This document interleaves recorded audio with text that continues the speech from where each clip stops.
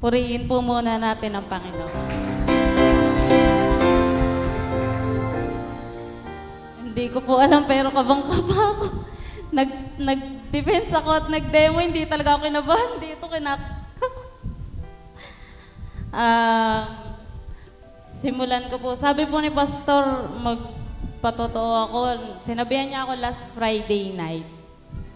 Tapos sabi niya tungkol sa pag-aaral ko, sa binyag na nakaraos at sa pagpasa. Unahin ko na lang po sa pag-aaral.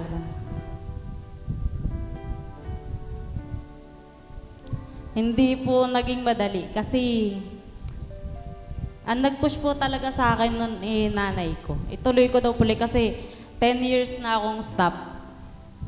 So, tinuloy ko lang siya nitong 2022. Tapos, nanginig ako. Tapos, habang nag-aaral ako kasi si Zaylee po ay 2 years old pa lang. So, kay alagain pa. Sa nanay ko siya iniiwan.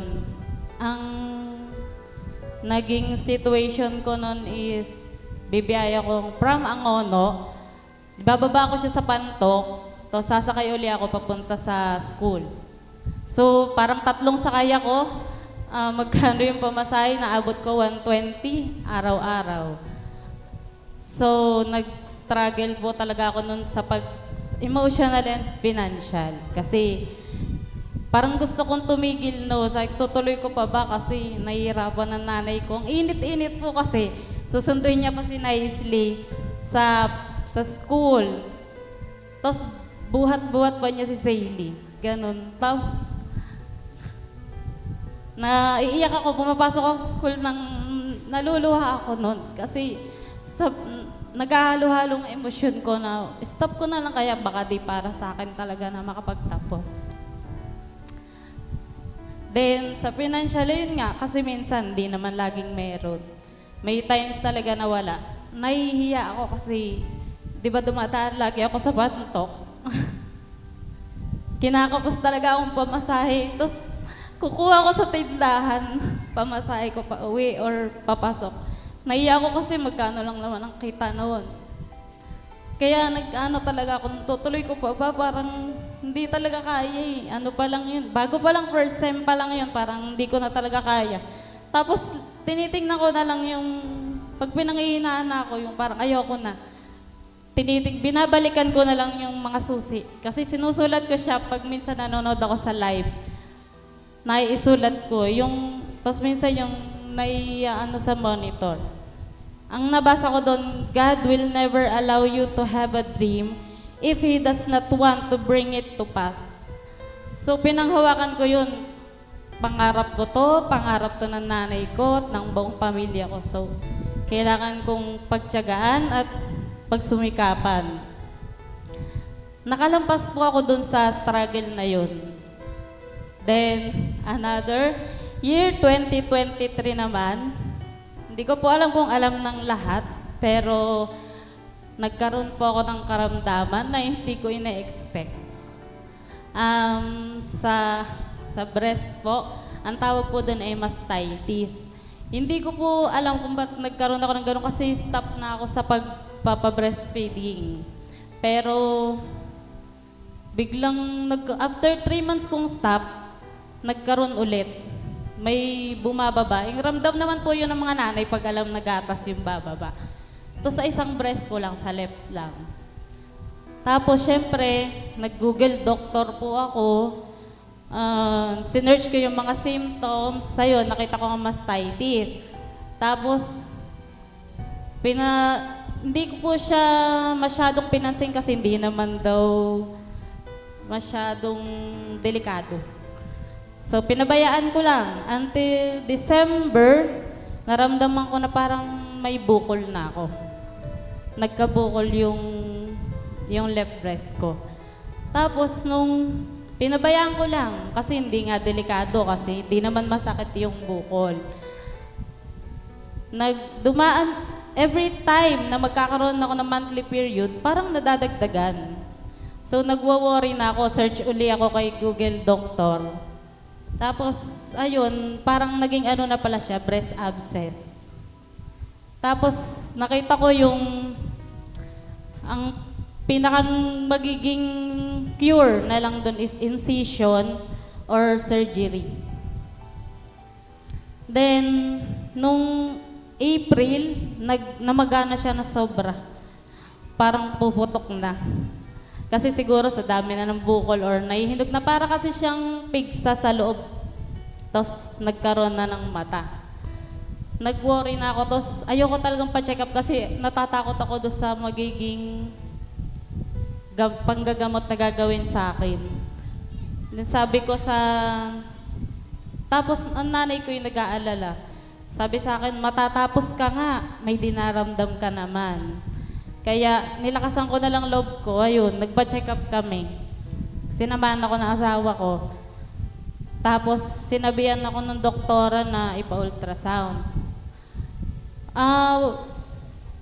Magastos po kasi sa Lakeview kami private. Pero pinagpapasalamat ko kay Lord dahil may HM ang asawa ko, nako-covered naman lahat.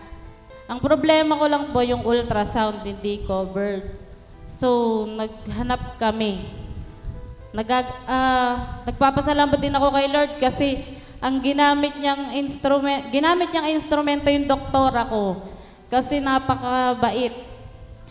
Hindi siya pumayag na hindi mako-covered ng card yung lahat ng gagawin sa akin. So, halos inaway-away niya yung staff, bakit hindi yun ipapasok sa card. Hanggang sa naihanap nila kami ng clinic or ng diagnostic para ma-ultrasound ako.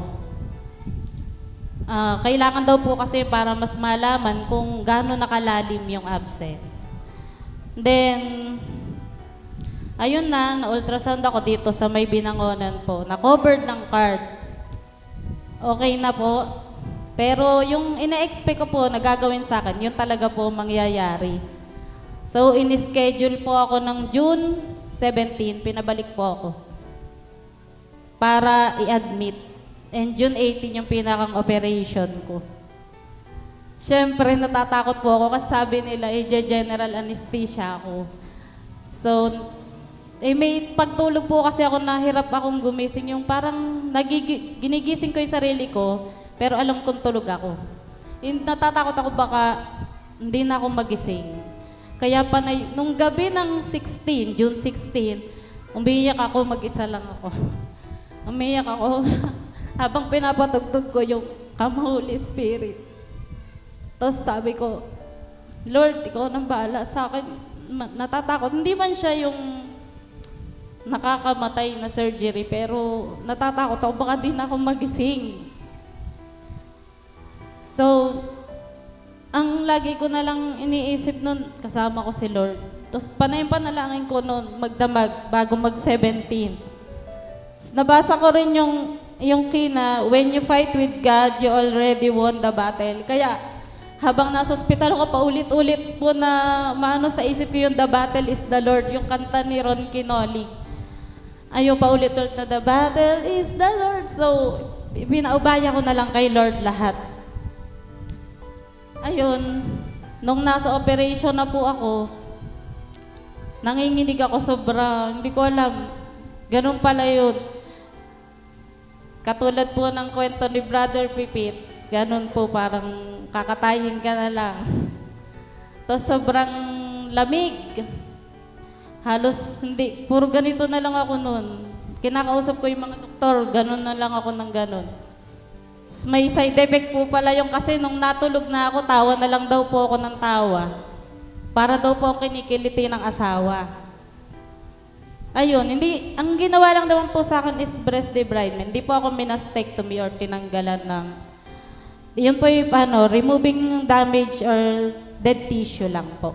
Kasi kailangan lang po kong mapagaling kasi may mga dead tissue na naapektuhan yung abscess. Tapos, ang isa pa pong ipinanalangin ko talaga kay Lord yung may nakita po doon sa di ba marami pong bukol? May nakita pong matigas na. So, natakot ako kasi sabi sa akin ng doktora, iba-biopsy yun. Sabi ko, hindi na yata talaga ako makakatapos ng pag-aaral. Parang, Lord, hanggang dito na lang po ba talaga ang buhay ko? Kasi natakot po ako kasi dalawa lang yung pag binayopsi, di ba? Dalawa lang yung pwedeng magiging result. Tapos, ayun, kahit nasa ospital ako, daming tusok sa akin kasi mali-mali yung tusok sa akin. Butukan na yung ugat ko, panalangin pa lang. Hindi ko na pinapansin, mas iniisip ko po yung biopsy na sinasabi. Hanggang sa pinanindigan ko na lang na hindi yan. Si Lord nang bahala sa akin. Hindi niya ako pababayaan.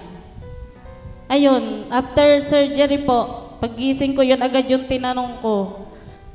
At thank you Lord, benign. Kaya, yun po talaga pinagpapasalamat ko kay Lord kasi natakot po ako pag malignant yun, mahirap. Mawawalan talaga ako ng pag-asa. Pero alam ko, pinatibay talaga ako ni Lord, kaya alam kong hindi mangyayari sa akin yun. Tapos tinuloy ko na po yung pag-aaral. Naka-recover naman po ako after 2 to 3 weeks. Okay na po ako nun. Tapos tuluyang pagpapagaling lang po hanggang sa 2024, New Year, nandito po, 2025 po pala, New Year. Nandito po kami, yung ano po nun, message po nun, this is the year of amazing grace. So, yung message po na yun, talagang pinanghawakan ko. Na Lord, alam ko lahat ng mabuting mangyayari ngayong taon para sa aking buhay. Kaya, hindi ko rin naman po ine-expect na ganun kasobra kasi thank you Lord kasi natapos ako. Hindi lang ako nagtapos. May mga awards pa ako na hindi ko akalain na makakamit ko. Siyempre, yung ligaya ng pamilya ko, nakikita ko po lahat na masaya. Tapos po, okay na po yun sa pag-aaral. Tapos naringgan ko po si Pastor nung nakakaraang linggo na kailan kayo magsasalita. Gusto ko na po na magsalita kasi napaka-thankful ko na natapos ako. Biruin mo, after 10 years, matatapos pa pala ako. Ayun. Sabi ko, hindi pa siguro ito yung time. Hintayin ko pa yung result. Ayun, sabi ko sa sarili ko, hintayin ko pa yung result. Tsaka ako magsasalita. Kaya, in-expect ko na rin po na ipapatawag ako ni Pastor. Ayun, nung Monday po, nagkaroon din po ng binyag ni Saily at ni Nathan. Pinagpapasalamat ko po sa Panginoon dahil nakaraos. Si Nathan lang po talagang bibinyagan nun. Kasabay ang birthday, sabi ko kay Eunice, sabit mo na rin yung anak ko. Para isang handa lang. Ayun, nakaraos naman po kasi nabinyagan po talaga yung dalawa. Kaya nagpapasalamat po ako sa lahat ng pumunta at bumati. Thank you po sa support nyo. At ang last po, itong Friday po. Hindi po ako matulog kasi nabasa ko na ang labas ng CSE result ay May 2. Tapos, nung una po, March 2 po kasi ginanap ang CSE. Wala po talaga akong review. Nag-no-note pa nga po na mag-e-exam nang walang review, nag-note pa ako. Kasi dalawa po kami ng asawa kong mag-e-exam. Pareho talaga kaming walang review. Tapos, nung gabi, bago yung exam, sabi ko sa kanya, manood ka na lang sa YouTube ng math. Ayoko na magturo kasi sa math lang po talaga siya. The rest, okay na. Tapos ako hindi ko na alam kung anong re-reviewin ko. Sabi ko lang, bahala ka na Lord, kung ipapasa mo ako o hindi. Kung para sa akin yun, ibibigay mo. Ayun, kinabukasan nag-exam kami. Ang nasa isip ko lang palagi, I will prevail. Paulit-ulit na lang, I will prevail. Hanggang sa bago ako pumasok sa classroom na pag-exam namin, puro ako, I will prevail, I will prevail. Hanggang sa nag-exam na kami, inuna ko yung math. Kasi sa English po talaga ako medyo hirap sa mga analogy. Nung English na, hindi ko na talaga alam, hindi ko na naintindihan. Sabi ko na lang, I will prevail. Shade na lang ako na shade. Kaya hindi ko pa alam kung papasa ako. Pero sa math, wala pa akong problema talaga. Kaya nung pag tinatanong po ako ng nanay ko, tingin mo ba, papasa ka na? Ewan ko sa math lang siguro, gumanon lang ako. Pero sabi ko, papasa na kami niyan. Tinanong din pa ako ng asawa ko nung matapos kami, papasa na ba tayo? Oo, nagpadala ako ng tights. Kasi yung pangalawang take na po kasi namin yun. Nung unang take po, hindi po talaga ako nakapag-seed. Wala po akong seed nun. Kasi wala pa si Eunice, hindi pa nakaka-service. Wala akong mapadalan. Tapos nung time na mag-exam na kami, na-chat ko siya, umaga ng Sunday yun. Sabi ko, ipag-tights mo nga ako. Sa'yo muna, mamaya ko nababayaran. Sabi ko gano'n. Tapos sabi niya, sige, sige. Ayun, nagtiwala ako doon sa seed ko. Kaya, praise the Lord. Ayun, lumabas yung result. Napasigaw ako kasi dalawa kami. Isa lang na may apelido namin doon. Kaya magkatabi kami. At pasado kami pareho ng professional sa civil service exam. Purihin po natin ang Panginoon.